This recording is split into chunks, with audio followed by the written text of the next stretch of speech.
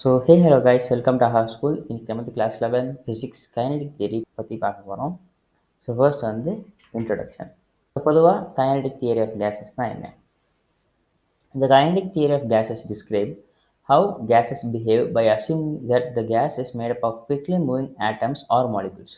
The kinetic theory of gases explains the random movement of molecules in a gas. So பொதுவாக நம்ம வந்து சின்ன கிளாஸ்லலாம் படிச்சிருப்போம். சாலிடுக்கு வந்துட்டு மாலிகுல்ஸ்க்கு நடுவில் இருக்க ஸ்பேஸ் வந்து ரொம்ப கம்மியாக இருக்கும். லிக்விடுக்கு சாலிடாக கொஞ்சம் ஸ்பேஸ் ஜாஸ்தியாக இருக்கும். கேஸுக்கு ரொம்பவே ஜாஸ்தியாக இருக்கும்.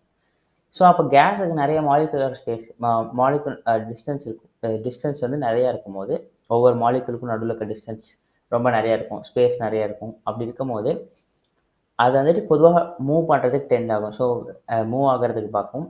ஸோ அந்த மூவ்மெண்ட்டை படிக்கிறது தான் கைனடிக் தியரி ஆஃப் கேஸஸ் அப்படின்றத சொல்கிறாங்க.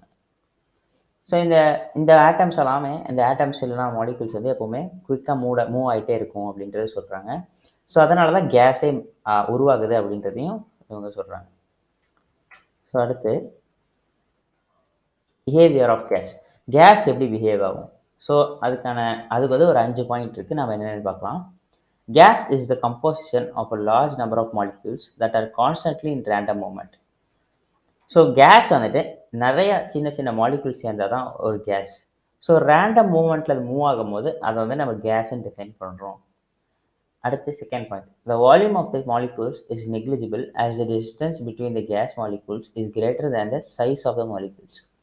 ஸோ ஒரு மாலிகுலுக்கு நடுவில் இருக்கிற ஸ்பேஸ் இருக்குல்ல, அது வந்து மாலிகுலோட சைஸோட பெருசாக இருக்கும் அப்படின்றத சொல்கிறாங்க. ஏன்னா அதனால் கேஸ் வந்து நிறையா வால்யூம் எடுத்துக்கும் அப்படின்றத சொல்கிறாங்க. ஸோ மாலிகுல்ஸோட வால்யூம் கம்மியாக தான் இருக்கும், மொத்தமாக கேஸாக எடுத்துக்கிட்டு அது கொஞ்சம் வால்யூம் எடுத்துக்கும் அப்படின்றத சொல்கிறாங்க. ஸோ அடுத்து வந்துட்டு third point. The intermolecular interactions are also negligible. So ஒரு மாலிகுலுக்கும் இன்னொரு மாலிகுலுக்கும் அந்த அளவுக்கு இன்ட்ராக்ஷன்ஸ் இருக்காது அப்படின்றத சொல்கிறாங்க. ஏன்னா டிஸ்டன்ஸ் ரொம்ப ஜாஸ்தியாக இருக்குது. ஸோ அது அந்த அளவுக்கு முக்கியமானது இல்லை அப்படின்னு சொல்கிறாங்க. ஸோ அடுத்து point 4ல the collision of molecules with each other and with the walls of the container is always elastic. So இந்த மாலிகுல்ஸ் வந்து ஒன்றுக்கும் மோதும் போது, அதாவது கொலைட் ஆகும்போது, இல்லை அந்த கண்டெய்னரோட வால்ஸில் கொலைட் ஆகும்போது அது எப்பவும் எலாஸ்டிக்காக இருக்கும் அப்படின்றத இங்கே மென்ஷன் பண்ணுறாங்க. ஸோ அடுத்து பாயிண்ட் 5ல the average kinetic energy of all the molecules is depend on the temperature. So பொதுவாக இந்த மாலிகுல்ஸ்லாம் மூவ்மெண்ட்டு, ப்ரெஷரு, இந்த ப்ரெஷரு இதெல்லாமே டெம்பரேச்சர் தான் கண்ட்ரோல் பண்ணுது. ஸோ இந்த டெம்பரேச்சர் இன்க்ரீஸோ டிக்ரீஸோ ஆனால் கைனடிக் எனர்ஜி கண்டிப்பாக மாறும்.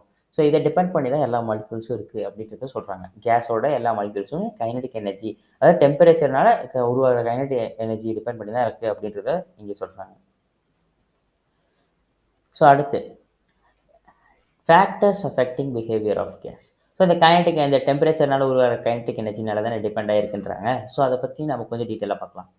ஸோ மொத்தம் 4 ஃபேக்டர் இருக்குது பிஹேவியர் ஆஃப் கேஸ் அஃபெக்ட் பண்ணுறது. Temperature, volume, pressure and quantity. So இப்போ வந்துட்டு நம்ம வந்துட்டு ஃபார் எக்ஸாம்பிள் டெம்பரேச்சர் இன்க்ரீஸ் பண்ணோம்னா கண்டிப்பாக வால்யூமும் இன்க்ரீஸ் ஆகுது, ப்ரெஷரும் இன்க்ரீஸ் ஆகும்.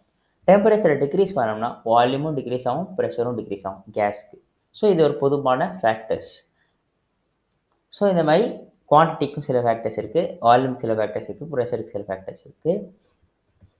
ஸோ இதுதான் factors affecting behaviour of gas. So mean free பாத்னா பொதுவாக என்ன, அதுக்கான டெஃபினேஷனை ஃபஸ்ட் நம்ம படிச்சு தந்துடலாம். In a gaseous system, the molecules never move in a straight path without interruptions. This is because they collide with each other and change speed and direction. Between every two collisions, a molecule travels a path length.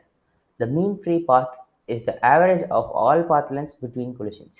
So பொதுவாக மீன் free பாத் அப்படின்னா என்ன சொல்கிறாங்கன்னா, ஒரு gaseous சிஸ்டமில் molecules எப்பவுமே ஒரே டைரெக்ஷனில் நகராது அப்படின்றத சொல்லியிருக்காங்க. ஸோ இங்கே ஒரு இமேஜ் இருக்குது.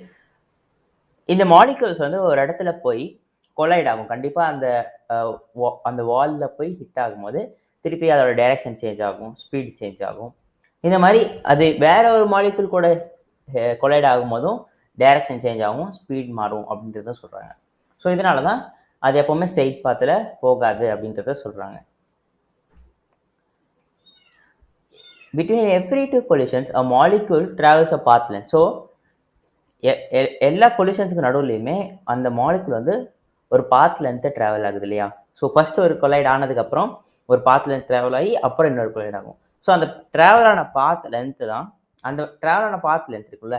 ஸோ அந்த மாதிரி நிறைய பாத் லென்த்தோட ஆவரேஜ் பார்த்தோம்னா தான் the mean free path is the average of all path lengths. So அந்த மாதிரி எத்தனை பாத் லென்த் ஆகுதோ அந்த எல்லா பாத் லென்த்தோட ஆவரேஜ் தான் மீன் ஃப்ரீ பாத் அப்படின்றத சொல்றாங்க. ஸோ மீன்னா நமக்கு ஏற்கனவே தெரியும் பாத்துன்னு. ஸோ மீன்னா ஏற்கனவே நமக்கு தெரியும் ஆவரேஜ்னு. Total number by number of happenings அதுதான் மீன் அப்படின்னு நம்ம மேக்ஸில் படிச்சிருப்போம்.